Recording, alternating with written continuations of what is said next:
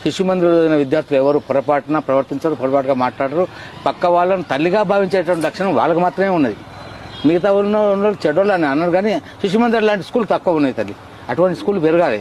పెరిగితే ఈ పోలీస్ స్టేషన్లు, కోర్టులు అవసరం తప్పుతుంది తల్లి. కోర్టులు, పోలీస్ స్టేషన్లు ఏమో. చిన్నప్పటి నుంచి సరస్వతి శిశు మందిర్లో చదువుకున్నాను. అంటే శ్రీ సరస్వతి శిశు మందిర్ అనే స్కూల్లో చదువుకున్నానండి. ఆ స్కూల్లో మాకు చిన్నప్పటి నుంచి కూడా రామాయణం, మహాభారతం అని చెప్పుకుంటూ వచ్చేవారు. సో నా స్కూల్కి నేను అంత డబ్బులు వచ్చింది వాస్తవమే. ఇప్పుడు ఇంగ్లీష్ మీడియం స్టార్ట్ చేసింది కాబట్టి చాలా కాంపిటీషన్ ఉంది. ఇప్పుడు ఇంకా నెక్స్ట్ ఇయర్ గా చాలా పెరుగుతుంది.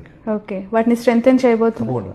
స్పెషల్ కేర్ తీసుకు స్ట్రెంథెన్ చేయాల్సిన అవసరం లేదు. శిశు మందిరాలు అంటేనే బ్రాండ్. నేను పూర్వ విద్యార్థులుగా మీ అందరినీ కోరుతా ఉన్నాను, మనమందరం కూడా ఈ సరస్వతి విద్యాపీఠంలో చదువుకున్నప్పుడు భారతమాత ముద్దు బిడ్డలుగా ఈ దేశ సంస్కృతిని ప్రపంచ జేటాల్లో చాటాలి. సామాన్యకు అందుబాటులో ఉండే విద్య, మన సంస్కృతిని మనకు గుర్తు చేసే విద్య, మనకు సంస్కారాన్ని ఇచ్చేందుకు విద్య, అది సరస్వతి శిశు మందిర్ ద్వారా లభిస్తుంది. అందుకని దీని ఒక ఉద్యమంగా తీసుకోవాల్సిన అవసరం ఎంత ఉందని చెప్పి నేను భావిస్తా ఉన్నాను.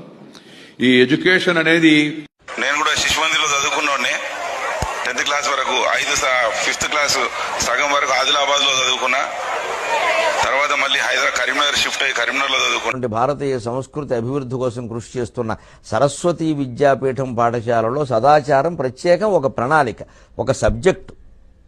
ఈ తెలుగు, ఇంగ్లీషు, లెక్కలు.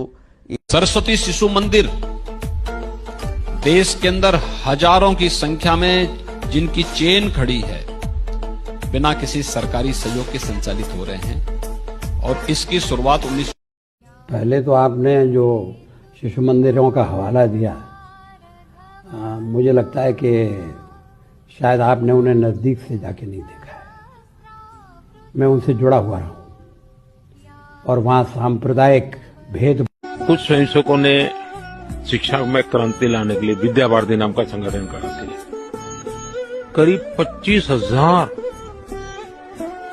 स्कूल चलते हैं उनके देश में और 30 लाख से छात्रा एट अ टाइम